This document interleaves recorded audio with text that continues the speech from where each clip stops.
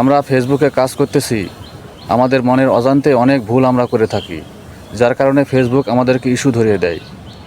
এই ইস্যুগুলো সম্পর্কে আপনাদের জানা উচিত। আজকে আমি দেখাবো আপনাদের যদি কোনো ইস্যু থাকে আপনারা কোথায় খুঁজে বের করবেন। সো আমার ভিডিওটি দেখতে থাকুন। প্রথমে আমি ফেসবুক অফিসিয়াল অ্যাপসকে ওপেন করে নিব। জাস্ট অ্যাপসকে ওপেন করে নিলাম।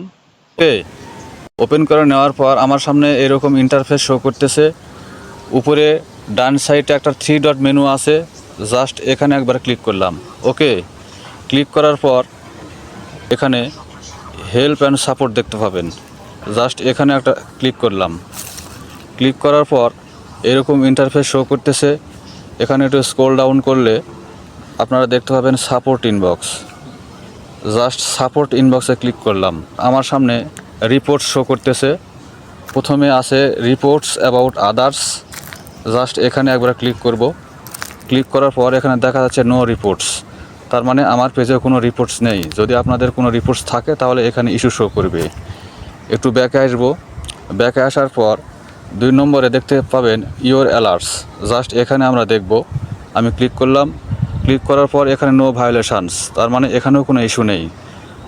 আপনাদের যদি কোনো ইস্যু থাকে তাহলে কিন্তু এখানে দেখতে পাবেন। সো এই হচ্ছে আজকের ভিডিও। আপনারা প্রতিনিয়ত এই বিষয়গুলো চেক করে দেখবেন, যদি কোনো ইস্যু থাকে এখানে শো করবে। গাইস, আজকে এ পর্যন্তই। ভালো থাকবেন সবাই। আল্লাহ হাফেজ।